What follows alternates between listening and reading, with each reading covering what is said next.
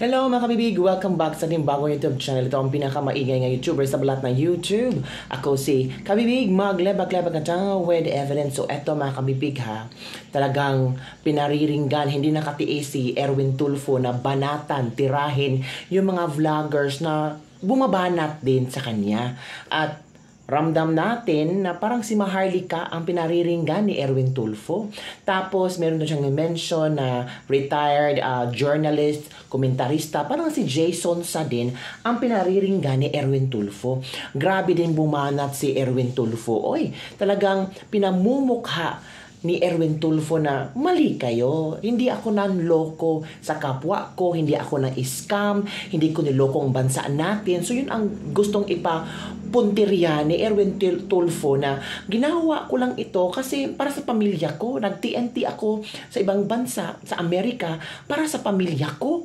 Naku mga kabibig ha, pakinggan natin kung paano tinira din ni Erwin Tulfo itong si, I'm sure, pasensya na, hindi na-mention ni Erwin Tulfo kung sino mga taong ito, pero ramdam natin na si Maharlika at si Mr. Jason sa, kung hindi man, pasensya na, mali yung mga nasa isip ko. Okay, let's begin. Let's listen to this one ha. Yung ilan nga ho dyan, ilang vlogger ho dyan. Salita ng salita, tira ng tira sa gobyerno, lalo na po yung isa dyan sa Amerika na babae. Nakapakasawa siguro ng mayaman na afam. Napakaswerte mo, Ining. Bira ng bira eh. Napakaswerte mo, mamahalin pa yung mga antipara mo. Oh. Sino bang vlogger sa Amerika na tira ng tira tapos naka-antipara? Diba ang, ang tawag ito, ang makikilala mo agad si Maharlika kasi naka-antipara palagi. Naka-shades palagi ni si Maharlika. Yan ang brand ni Maharlika na naka-shades. Makikilala mo si Maharlika pag naka-shades. Oh, si Maharlika yan. Diba? Pero I'm sure si Maharlika ang pinariringgan ha. Pinariringgan ni Erwin Tulfo. Let's proceed. Diyos ko po, dapat magpasalamat ka na sa Panginoon Diyos na mayaman ang afam mo. Hindi ka... May afam ba si Maharlika? Naku Maharlika, umamin ka. May afam ka ba dyan? Buti ka ba Maharlika, may afam ka? Mayaman daw si Maharlika kasi may afam. Hala ka? Pag kailangan magpanat ng buto, dagdag ka ng dagdag, comment ka ng comment, mga pulburonic, mga ahas na puti. What? Ay, I'm sure na natin yon, mga ahas na puti. Si Maharlika lang ang may mga mga resource person talaga. Yung mga yung mga tawag dito, mga ahas na puti, puting ahas, tapos mga pulburonic, ay narinig na natin yan ni Maharlika. So sure na tayo na si Maharlika ang pinariringgan ni Erwin Tulfo, mga kabibig. Naku, ano kaya ang maging reaksyon ni Maharlika nung mapanood niya ito ni Erwin Tulfo, no? You come home. Tama. Why don't you come home and help this country? Oh. Kung talagang may malasakit ka sa bayan mo, umuwi ka rito, ibenta mo or i-donate mo yung kayamanan mo na galing sa afam mo na Amerikano, ibigay mo sa mga mahihirap dito. Oh. Kasi nagko-complain ka eh. Diba? Bakit hindi ka umuwi dito? And then you do the fight, you do the battle. Ay, hindi niya magawa yan. Takot yan sa Pilipinas pag gumawa na po. Kasi comment siya ng comment. Or ma'am, sa Amerika siya. baka po pwede ma'am sa 2020, ikaw kaya tumakbo ng pagkapangulo. Oh, hinahamon si Maharlika. President of the Republic. Okay, speaker. Or yung isa yun lang, or cornet. Gusto niyo ho, tumakbo kay senador or congressman. Kayo ho mag-speaker. Yung ilan nga ho dyan, ilang vlogger ho dyan. Salita ng salita, tira ng tira sa gobyerno, lalo na po yung isa dyan sa Amerika na babae. Yan, si Maharlika, I think so, ang pinaparinig ni Erwin Tulfo. Nako, ito na ang mga komento ng ating mga netizen. Walang boto yan. Hala, 0 votes for Tulfo brothers. Bakit galit si Erwin Tulfo sa mga vloggers? Anong problema niya sa mga vloggers? Kung binabanatan si Erwin Tulfo ng mga vloggers, may karapatan naman ang mga vloggers bumanat at magtanong kay Erwin Tulfo kung totoo ba itong mga dokumentong ito.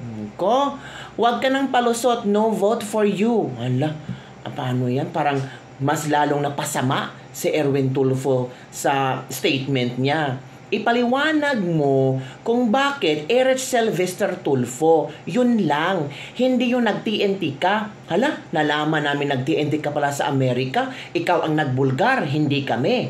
Ang alam namin, Erich Sylvester Tulfo ang pangalan mo.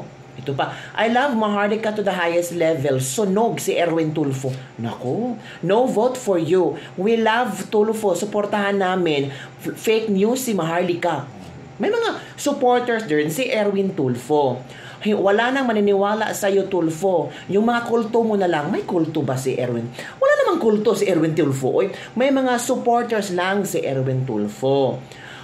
Wala ka nang mag-relax ka na, Tulfo. Huwag ka nang tumakbong senador. Basag na ang trip mo. Hala ka. Yun ang mga komento ng ating mga netizen. Eric Sylvester Stallone, afam. Nako, agoy. Wala na si Sylvester. Di na palaging mutingong against BBM. Nako, nawala na ang gana ko kay Erwin Tulfo. Sana inexplain niya yung Eric Sylvester Tulfo. Yun ang gusto ng netizen. Hindi yung pagiging TNT niya. Ito pa, paawa effect. Akala niya effective niyan. Hindi na, nabudol na kami noong eleksyon. Wala nang magpapabudol ngayon. Nako. Wala ka naman din malasakit sa bayan, Erwin. Ang nasa isip nyo, magkamkam ng pera, tiba-tiba. Uy, huwag naman sanang ganun. Wala tayong ebidensya. Diba? And what do you want, Mr. Tulfo? Let the people of the Philippines and Filipino abroad zip your mouth while watching you na inuubos ang kaba ng bayan and doing stupidity against the Dutertes. Masakit bang back to you? From Silasor, Isiad Alukin. Na? Akala ko ba yung pagsalita ni Erwin Tulfo ay parang to explain his side. Well, actually nag-explain naman siya sa kanyang side at binulgar niya na nag-TNT siya.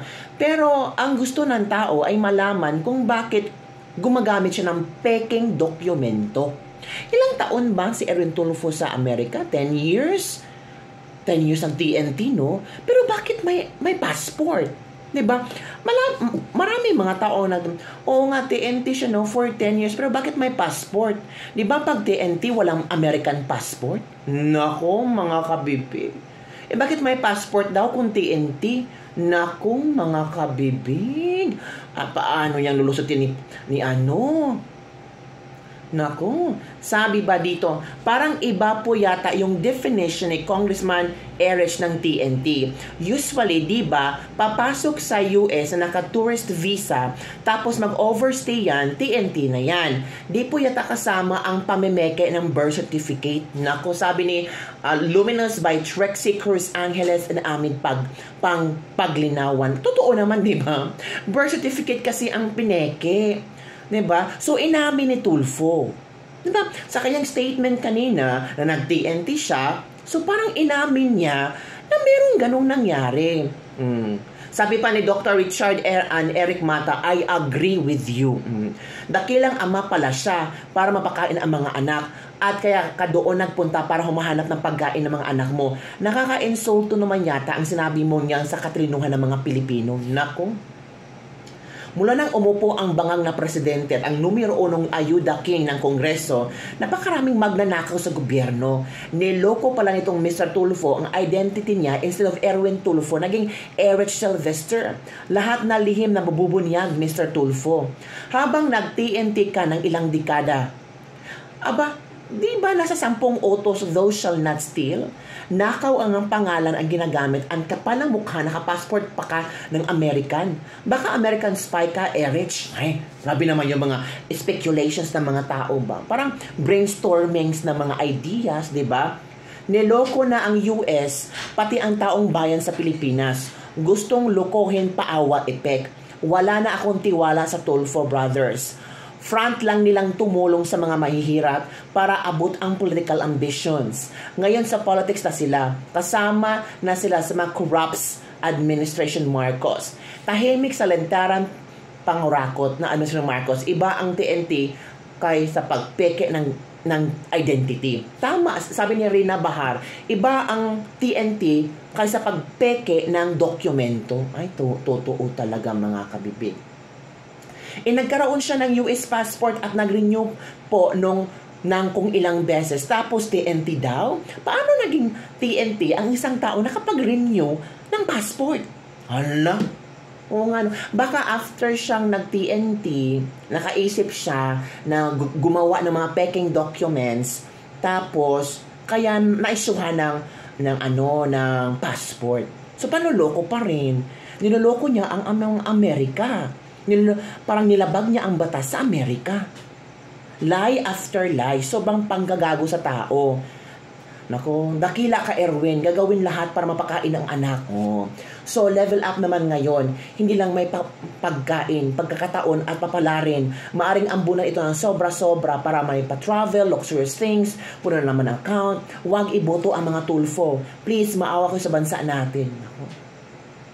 So yun kabibig ha, yun, narinig natin si Erwin Tulfo na I'm sure si Maharlika ang binabanata ni Erwin Tulfo. Halata naman kaayo, uy. Diba? Pagsabi pa lang ni Erwin Tulfo na about polboronic, puting ahas, sino bang mahilig masalita ng puting ahas? Diba si Maharlika? So I think si Maharlika nag-live kanina, tapos parang binanatan din niya si Erwin Tulfo. So bigyan natin ng reaction yan later mga kabibig ha. So yun muna ang ating latest lebak-lebak for today. Grabe ang pagbant. At ramdam ko no, parang yung mga netizen, hindi sila sumang-ayon sa statement ni Tulfo. Parang mali Tulfo eh. TNT, taking dokumento, parang hindi connect. Alam, mga kabibig. Yun na. Yan ang pagbagsak mo, Erwin Tulfo. Hala. Di ba may passport siya? Bakit TNT? Yun na nga. So yun na kabibig. Don't forget to like, subscribe, and share this video para sa mga trending news ng ating pag-uusapan. Grabe. Biglang gumulo ang Pilipinas. Malapit na kasing election mga kabibig, kaya ganun mangyayari kabibig. Pero kayo ha, make sure alam nyo kung sinong bobotohan nyo. Mag-research kayo. Huwag magpadala sa social media kasi maraming lumalabas sa mga ads na ang babait ng mga politikong ito. Pero nabudol na tayo. Huwag magpabudol ulit. Bye everyone. See you next time.